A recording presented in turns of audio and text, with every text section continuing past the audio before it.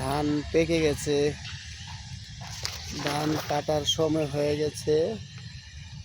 ধান কাটবো, আর কিছুদিন গেলেই ধান কাটা লাগবে। সব ধান পাকে না এখনো, কিছু পাকার বাকি আছে। আরেক সপ্তাহ মনে হয় যাবে, তারপরে সব কেটে ফেলানো হবে।